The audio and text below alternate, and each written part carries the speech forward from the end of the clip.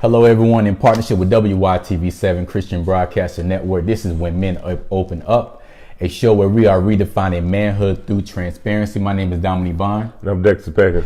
And the topic for today, we wanted to discuss a good topic that I believe needs to be discussed more among men, but our bias is toward gay men. Where do you think this bias, against gay men really come from? Man, interesting question, we titled it, in my brother's killer. Right. An emphasis on the biblical account of when Cain killed his brother, and God asked him, where was his brother? He said, well, my brother's keeper, indicating that he was yielding a responsibility to his brother. He was foregoing that responsibility. Mm-hmm. So, we definitely wanted to come at it from that vantage point with, am I my brother's killer? But a lot of these biases, man, I tell you, I really feel like they're ingrained. Mm-hmm. There's as a young man, I can, and only speaking for myself, I know that many people who hear this will probably acknowledge that this was probably a similar experience for them. But, growing up, I was taught that, brothers and men who identified, themselves with being gay, that you were supposed to frown upon them because they were different, right. They didn't carry themselves as men were supposed to carry themselves. And so there was this whole, thing about, they're not really men, and so it became a play on, a lack of masculinity. And so that bias kind of creates from there. You start to look out and identify the differences that exist. Exactly. And so rather than approaching the differences as an opportunity to learn, develop a relationship, you look at the differences as a means to cause division. And from that reason, there is no dialogue, no opportunity to get to know one another. Mm-hmm. And I really feel like from a societal standpoint, these biases, once again, are ingrained in us as young men and as boys. Most definitely. And I do believe that it is learned behavior. One statement that I hear a lot is, I treat everyone the same. Mm-hmm. And I don't necessarily believe in that statement. I think there's a lot of ignorance in that statement. Yeah. There's a lack of awareness in that statement as well. And truth be told, we all have biases towards different groups of people.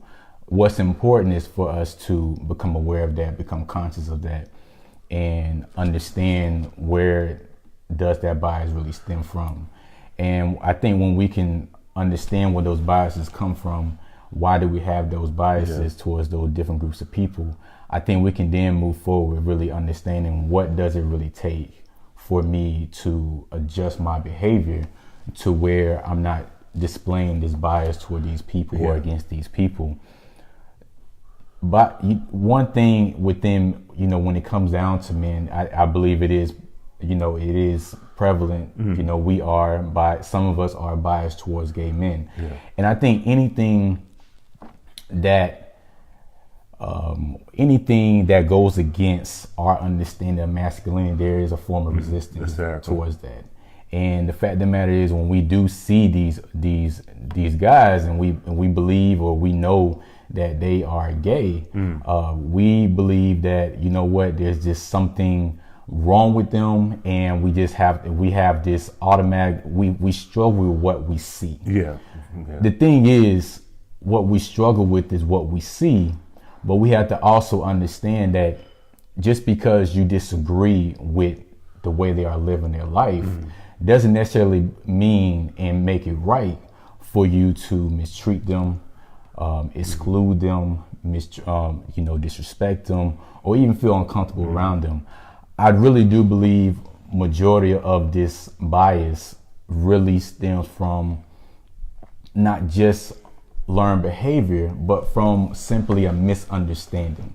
I think we just don't quite understand these people because we are focused too much on what we disagree with. Yes. So now we really switch it for a minute and, just experience, people or the masses really interacting with us in a sense to where they're going based upon what they disagreed with, we will feel and walk with a lot of resistance, and that wouldn't be a good feeling. You get what I'm saying? So it really makes it hard, and it really makes it difficult for us to connect with these people because we are focused so much on what we see and what we disagree with, and we are allowing that to define who that is. So anything we disagree with, sometimes we have a problem with that. And since we are defining that person with that, there's going to be some resistance. But at the end of the day, I do believe that we need to focus on the heart of the individual and not based upon what we see in that individual. And I think right there, that involves the problem, because a lot of times we don't know how to effectively have relationship with people that we don't always know how to agree with. There might be, like you said, a disagreement about a lifestyle. At the end of the day, you still have to respect the person's ability to make a choice.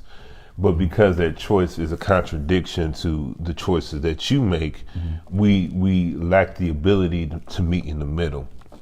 And because we don't know how to meet in the middle, what we do is we end up, creating that division and pretty much ruining a good relationship or the potential of what could be a good friendship on the basis of a disagreement.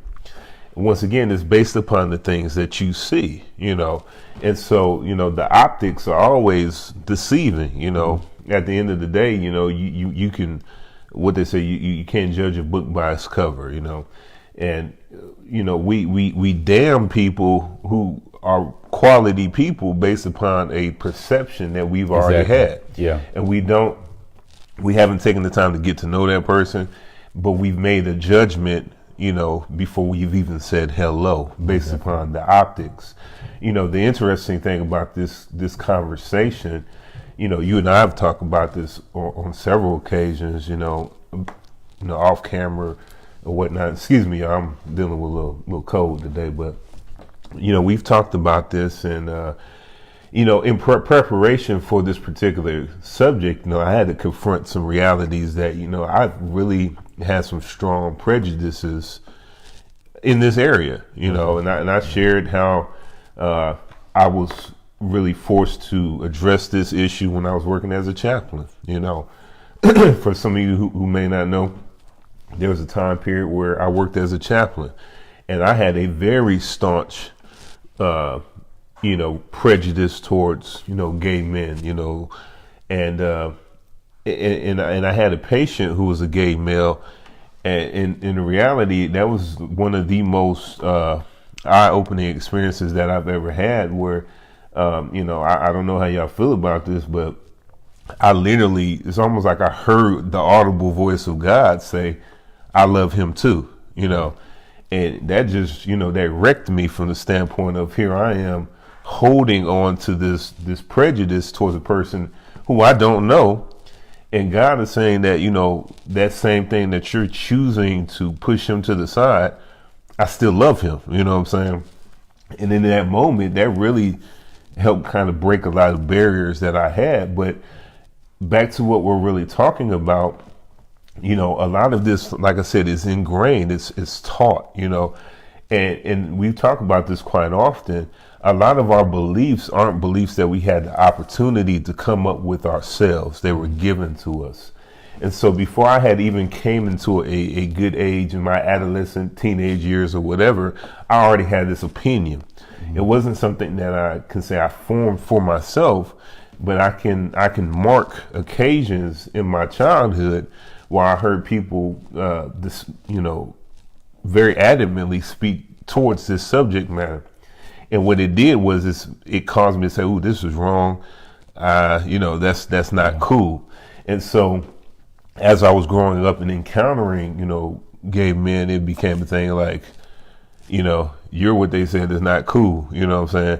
So I'm not going to take the opportunity to get to know you because I've already determined, based upon what I've heard, that what you're doing is not right. And, and it's unfortunate that, this attitude and behavior is something I carried well into my early adulthood. a mentality that I can't take the time to get to know you based upon something that someone told me was wrong, as opposed to me getting to know the individual and then, figuring out what commonalities we had with one another. Most definitely. I really do believe that a lot of men have a very boxed in view and understanding of masculinity, which really speaks to the expectation that you was speaking to. And because we have this small boxed in understanding of masculinity, that I think that really influences the expectation that we have. And unfortunately, that's creating a barrier for many of us. I really do believe when it comes down to gay men, with some men, we just see somebody with a problem. And since we see somebody with a problem, some of us, we even struggle with making a connection because we're automatically going to them as someone with a problem. So when we go with someone with a problem, we're trying to fix them. We're trying to fix them, and we're trying to see, okay, what do I need to do or say in order to change them? And brother, many of us we have to really just take time out to think, if the average person really comes to us before they even know us and they're trying to change something to fix us, we're gonna have a problem with that. You get what I'm saying? See, it's a lot of things that we do, whether it's out in the open or behind closed doors, that other people may not agree with. And I just can't imagine, walking around and it's like I have that label walking on me. You know what I'm saying? Everywhere I go walking on me, that's showing that's displayed there. And that's going to really affect the way I just connect with people, how people really look at me. We have to really stop, putting this, we're making them stuck in this mold of our idea of masculinity. And that's really just causing a lot of confusion, a lot of chaos, and a lot of resistance when it comes down to connection. That's interesting. And you say the word connection. One of the things that I've known, as I've come a little further in adulthood, that in retrospect, when I look at it, one of the things about even having friends, who may identify as gay, the issue wasn't that a fear of the individual. It was always a fear of the perception of other people. You know what I'm saying? Like, oh, I'm gonna have to answer for this friend. You know what I'm saying? Yes. And because I didn't have the emotional intelligence to be able to speak to those people, you just overlook the relationship in its entirety. And I'm trying to be as transparent as humanly possible right now. But like I said, looking back, the weird thing, it was always easier for me to have friendships with maybe women who were gay as opposed to men who were gay. And the truth be told, they're not trying to hit on you, what I'm saying? But it was always like that barrier that, well, we ain't gonna have no commonality, but there's always the commonality that we're men, and there's still a shared experience in being men, what I'm saying? Even though we have different, we make different choices as far as, our likes and the things that we're interested in, there's always a commonality when you're talking about a human, because we share the human experience. Right. But once again, because I lacked the emotional intelligence, I couldn't get beyond that shallow, superficial thing right there. And it became the center of the reason why we couldn't really create a good friendship. It's funny you mentioned that, and I got a few things to say when you mentioned all that. Somebody said, with that story you just mentioned, it's almost like the roles reverse. Yeah. And men kind of get a taste of how some women feel as well when we get around them. Is some of them hesitate to be quote unquote friendly, to get close and so forth, because that chance that we may hit on them. Yeah. And I think it's the idea too that we understand that, okay, we don't feel quote unquote threatened by women, but since a man, you get what I'm saying? Because we know our nature. We know our nature. Yeah. Exactly. So we know our nature. Yeah. And that can almost be convicting as well. You get what I'm saying? Yeah, I think another thing is we can be friends with men who are gay. Yeah. But it cannot just be, it's almost like it's based on convenience. You get what I'm saying? Because there are some men who don't look quote unquote gay. Yeah. And then there are some men who appear to be quote unquote gay. Yeah. It may be a little easier to be for some men to be friends with those guys who may dress like us, who may talk like us, who may quote unquote act like us. But it may be a little different. Yeah. When someone is what we call flamboyant, when someone is appears to be what we say to be more feminine, you get what I'm saying? Yeah. The thing is, it has to be equal across the board. And I'm not here to say that, if someone has those biases, I'm not here to say that it's going to be easy in the beginning. It's not, because that stuff takes time. You get what I'm saying? When you have those biases, it really takes time to break that stuff down. You get what I'm saying? When you have a dislike for a group of people, or when you have a deep hatred for a group of people, and especially when it went beforehand, when you wasn't even aware of that, and then you become aware of that, then you have to break down the behaviors, the toxic behaviors that's affecting them, and where is that stemming from, and educating yourself, and so forth and so forth. All that takes time, bro. You get what I'm saying? It does. It really does. I mean, because here I am, on the doorstep of 40, and realizing that there's still, for as progressive as I like to think that I am, I still struggle in some of these areas. You know what I'm saying? Right. And what really brought this home is a conversation that you and I had about the church's response. As a someone who's a licensed minister and a pastor and all of that. We as the church haven't always done the best job in this area. And what I mean is that it's hard to make a genuine connection with somebody when the only thing you can see is on the external. And so we're not taking the time to really get to know the heart of the person, because we're so focused on what we see. And the challenge is that there's a lot of issues that maybe other people are struggling with that are just as prevalent. You just don't see it. And because you don't see it, you assume that it's probably not happening. And so you're not giving that person the type of attention that maybe they need to get. And so we keep getting caught in this, this kind of perpetual loop of, well, I love you, but, I don't like you. You know what I'm saying? And it's weird, like we need to get to the place where we know how to walk that line of acceptance and agreement. And I know that they're synonymous, but they're not one and the same. I can accept you as my brother, even though I don't always agree, you know what I'm saying?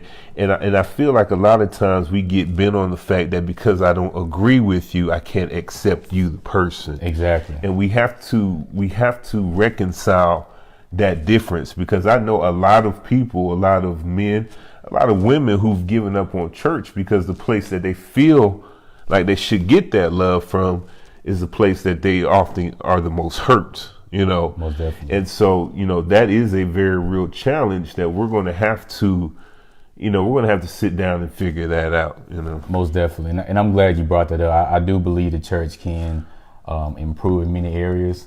I do believe the church need to have more conversations around this, because the fact of the matter is many people in this community don't feel welcome. Fair. See, there's a difference, and we spoke about this as well.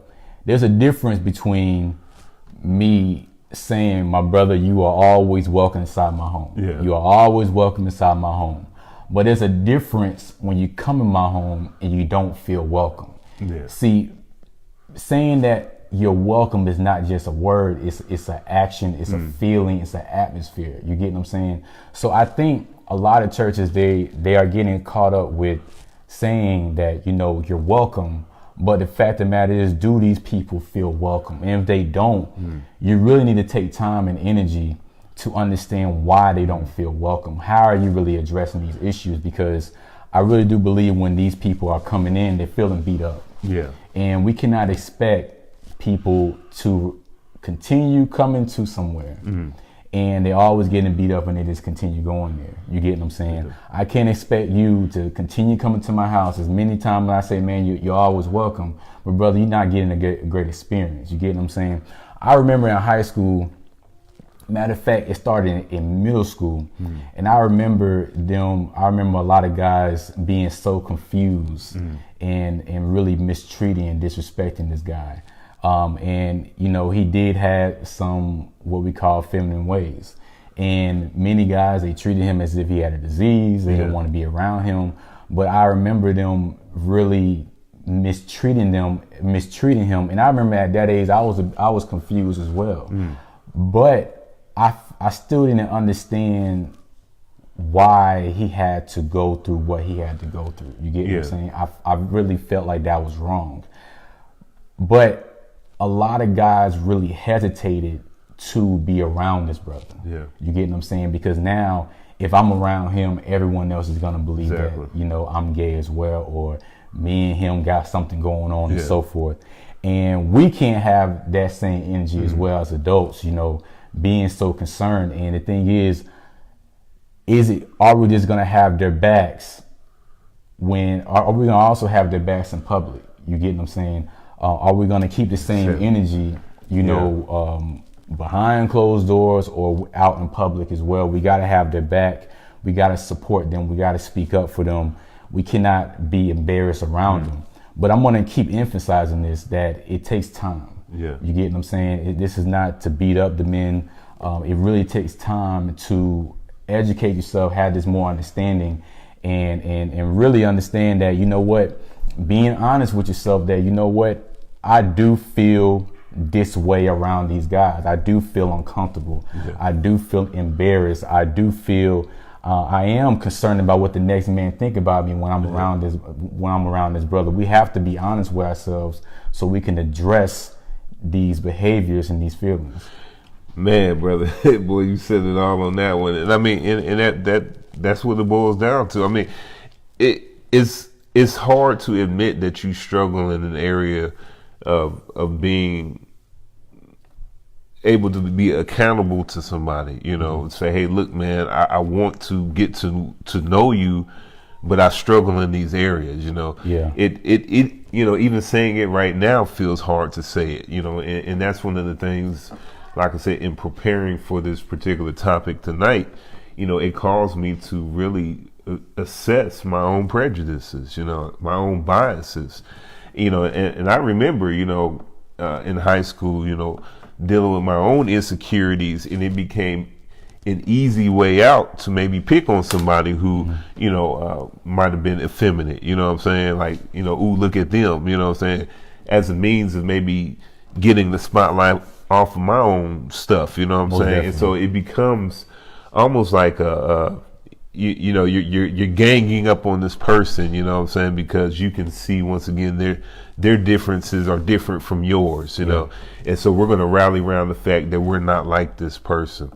You know, it almost makes it, I understand how detrimental and how easy it is, maybe even for like racism. Now, you know, I'm not trying to associate the two, but now it makes me understand how racism is so affluent, you know, because even from this regard, you know, especially in the African American community, you know, while we don't have the control mechanisms that, say, a racist society has, we, even from among our own, begin to alienate those who aren't like us, you know what I'm saying? Definitely. And so they become almost like the black sheep of our community.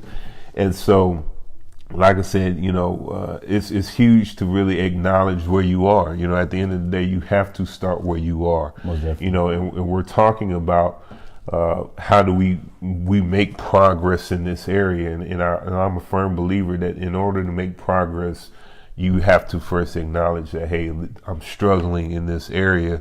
and I want to be better in this area, so help me, to be a better, friend to you, is what it really boils down to. Most definitely. And it really starts with, before we, part of our preparation, we do a lot of research.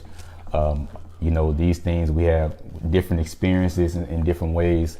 But part of our preparation is we took time out to talk to some brothers in the gay community as well before we even went over this topic, because we have to, we're not experiencing this. We're not experiencing the mistreatment that they're experiencing and so forth. So we got to really hear from them. And I believe that other folks have to do the same thing.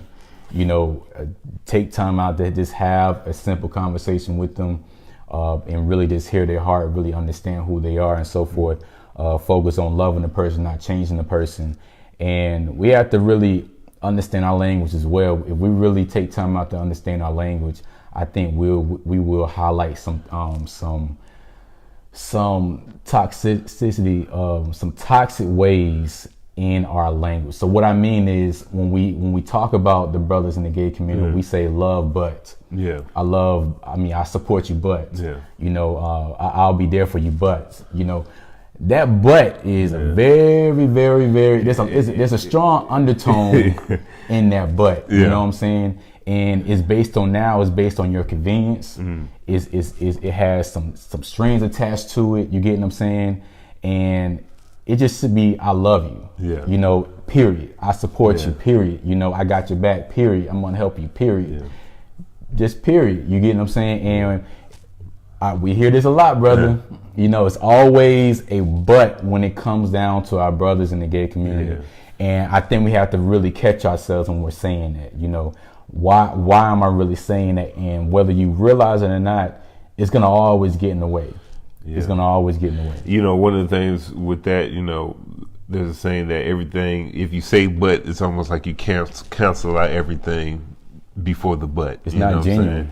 And one of the things that really, especially now in life, where I am in life over these last, I want to say decade or so, that's really helped me, is really understanding that, a lot of our brothers in this space, as gay men, for the majority of their life, man, they've been isolated and alienated.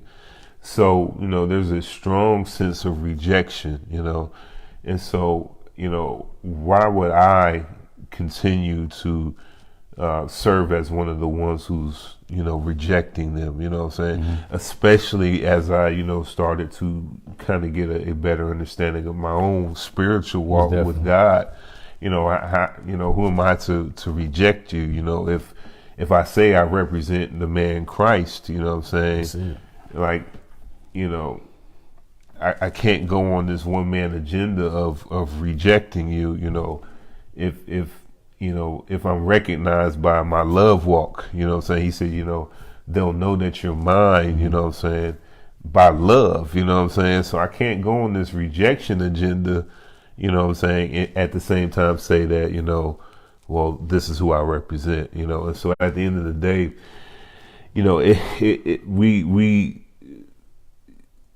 you're going to do a lot more helping if you take the time to just reach out and extend the invitation to really get to know somebody. Because like I said, I think about those times in high school, man, we used to just dog folks out, man. And, and it's, I've seen some of those men now and they seem to be doing well, but, I think about it like, man, I wonder how much damage I did to that person from my own place of ignorance and insecurity. Most definitely. I appreciate you sharing that as well. Man, we can go in so many different directions with this. We're gonna go there again. We're gonna have a part 2 with this. We'll go at a part 2 with this. We'll share the topic very soon. And there's something else I wanted to really share, and I lost my train of thought. But if you really enjoyed it, please share the video. We really want other people to join in, and we really want everyone to really extend that conversation. Start these conversations in other places. Really, just take time out.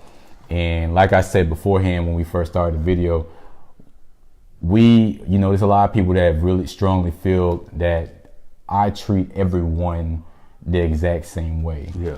And I think that's a problematic statement. I think it sounds good, but the thing is I don't believe it's possible to treat everyone the same way. Yeah. So the fact of the matter is we all have biases toward different groups of people, and it takes time, it takes a lot of work, and it's not always comfortable to, understand what our bias is and to really be honest with ourselves about the biases that we have towards or against different groups of people.